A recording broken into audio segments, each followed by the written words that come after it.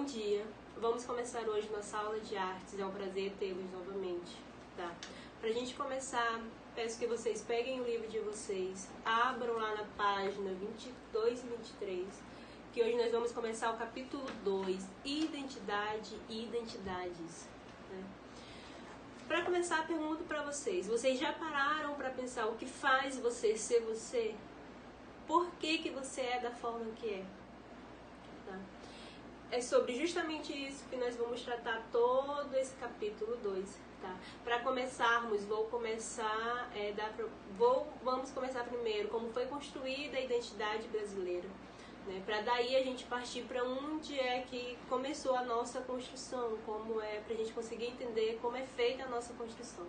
Quando a gente fala sobre a identidade brasileira, né, ela foi um processo de formação, né, uma construção histórica que, como em diversos outros países, começou aí a partir da colonização, né? Apesar da independência, né, ela ter sido em 1822, o processo de constituição da identidade nacional ganhou um impulso maior após a década de 1930, que foi quando Getúlio Vargas ele chegou ao poder. E a partir disso, pôde-se perceber uma construção da identidade para além do processo cultural, para também um processo político, né? Os esforços para se construir a identidade brasileira, que também é chamada de brasilidade, certo? Estão ligados à necessidade de uma coesão social, né, que acompanha a existência de um Estado que administra todo o território nacional.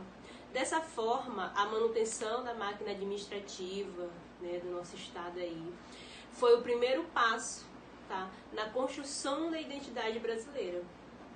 Contribuiu ainda para a existência da identidade nacional o fato da língua portuguesa, né, ser comum em todo o território, apesar das particularidades regionais. Vocês sabem que cada estado, todos nós falamos português, mas cada estado possui uma própria linguagem, características regionais da língua, certo? Temos ainda também a questão, né, de uma formação, né, como é que eu posso dizer para vocês? O processo de identidade, ele se deu, né, após o processo de colonização que a gente teve aí, que foi aí uma expansão, né, escravocrata em todo o território nacional. Tivemos os conflitos separatistas nas décadas de 1830 a 1840. Eram uns obstáculos da integralidade territorial e também de uma coesão social de um país recém-independente.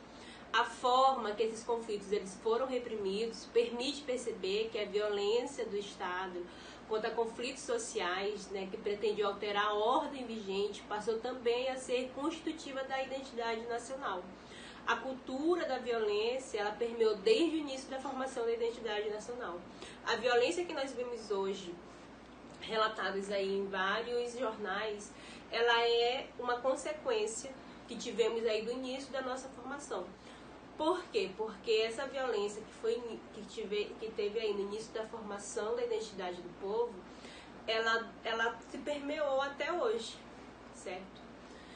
Durante a regência, né, houve alguns esforços no processo da construção da identidade.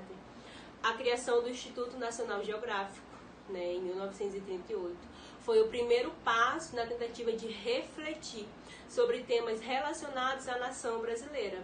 Anos depois, no âmbito da literatura, teve o surgimento do romantismo, que buscou contribuir com a construção dessa identidade, as obras de José de Alencar principalmente. Por quê?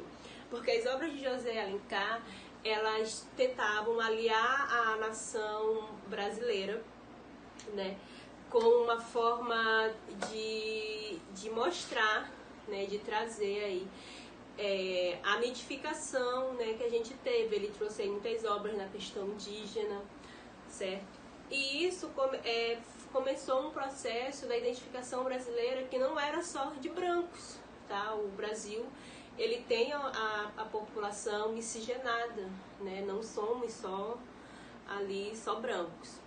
O trabalho literário, ele buscou, na verdade, criar uma interpretação brasileira, afastada das influências estrangeiras. Apesar dessas tentativas de unificação dos elementos culturais, do que seria a brasilidade, a grande extensão do território nacional e suas diferentes formas de ocupação resultaram em uma diversidade de manifestações culturais regionais, que é o que temos hoje. Cada região do Brasil temos aí uma manifestação cultural diferente, dependente de cada região.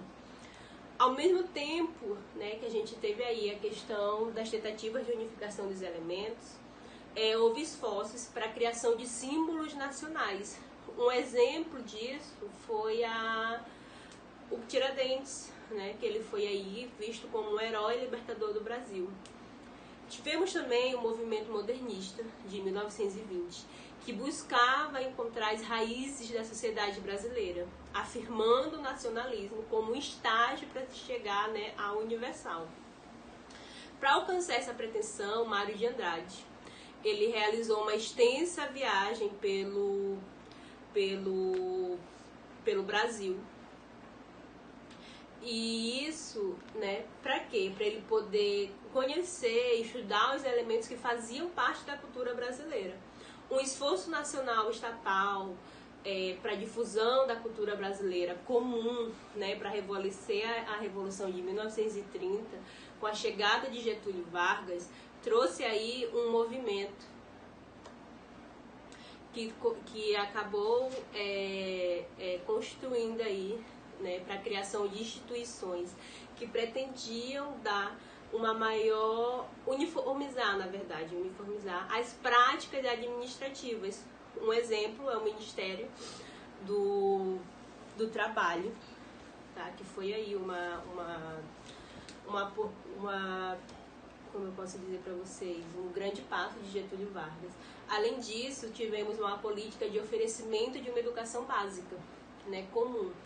Ah, professora, mas qual a importância disso? A partir do momento que se tem uma educação básica comum, unifica-se, né, tem-se aí uma igualdade entre as regiões brasileiras. Tá? No caso dessa educação básica comum, né, a padronização dos currículos escolares, eles buscavam veicular um conteúdo nacional, né, de um processo educativo institucional, que levava traços culturais das minorias que não eram aceitos como comportamentos identitários. Isso se traz em questão às referências que nós temos dos indígenas, dos africanos, portugueses, tá, franceses e assim adiante. Vargas, ele utilizou novos meios de comunicação, principalmente o rádio, para poder difundir essa cultura nacional. Foi no governo de Vargas que se teve aí os primeiros avanços em questão da cultura, da unificação dessa cultura, né, da criação da identidade brasileira.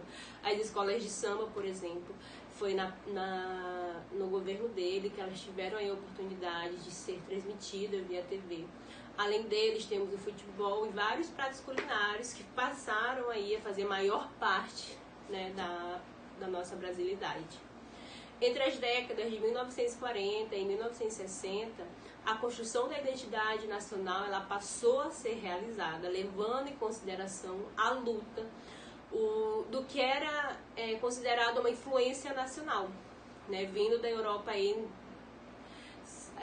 a partir dessa década de 1960, né, com a ditadura militar, com a centralização autoritária, com as questões ali aliadas à difusão da televisão, né, o novo momento da difusão dos elementos culturais foi conhecido. As telenovelas, elas passaram também a auxiliar na exposição das práticas sociais que consideram expoentes da brasilidade. Ou seja, tudo aí em questão de canais de comunicação passaram a ajudar, né, na formação dessa brasilidade, da nossa identidade como povo brasileiro. Todo mundo começou a entender que não éramos só descendentes de um povo, mas sim de vários, né, uma miscigenação, tanto que o povo brasileiro ele é uma miscigenação. Trouxe para vocês alguns conceitos de identidade ao longo de outras disciplinas. A primeira que eu trouxe foi para a sociologia. né? Que identidade quer dizer o quê? Que é compartilhar de várias ideias e ideais de um determinado grupo. Alguns autores, como Karl Marx, elaboram um conceito em que o indivíduo forma sua personalidade, mas também a recebe do meio onde ele realiza essa interação social. O que ele quer dizer com isso? Eu consigo formar minha identidade sozinha, só que minha identidade ela também é formada a partir do meio em que eu convivo, né? Se eu fico ali só no meio da escola, se eu fico ali, né, só no meio de uma determinada manifestação cultural, por exemplo, eu vou crescer e minha identidade ela vai ter aquilo como uma referência, tá?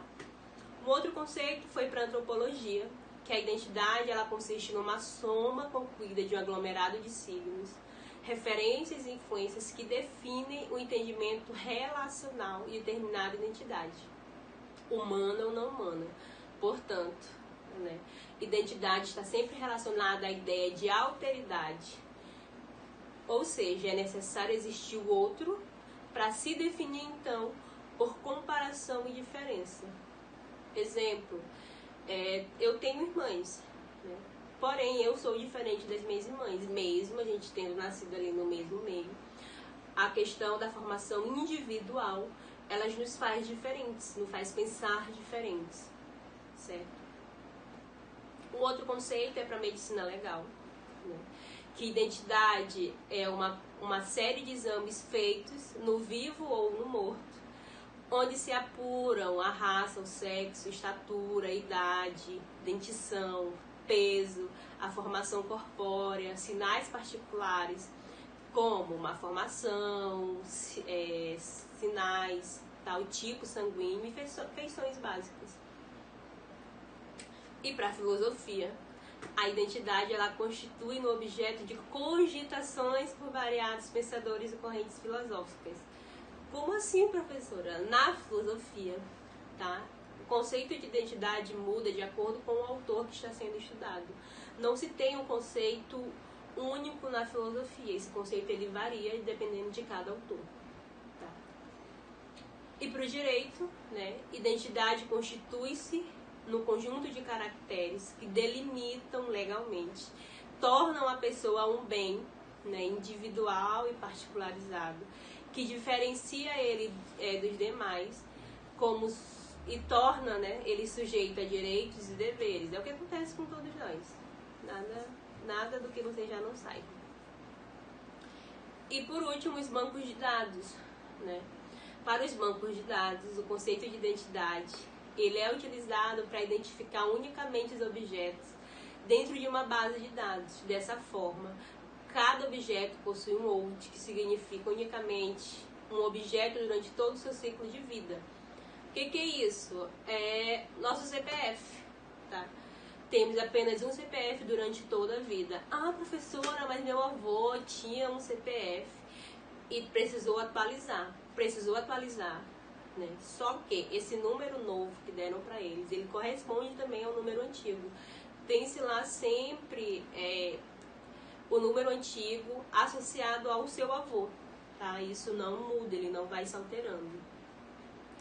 Além de hoje nós vimos aí como foi construído a questão do nosso conceito de brasilidade, né? Como é que foi a identidade brasileira, como é que ela foi construída, a partir de quando.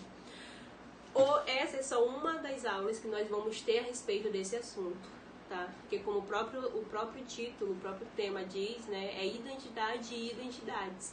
Trouxe aqui algumas identidades que nós vamos estudar, né? Identidade visual, a corporativa, nacional, de gênero, social, cultural, linguística, digital e várias outras que nós temos. Por quê? Porque possuímos mais de uma identidade. Ah, como assim, professora?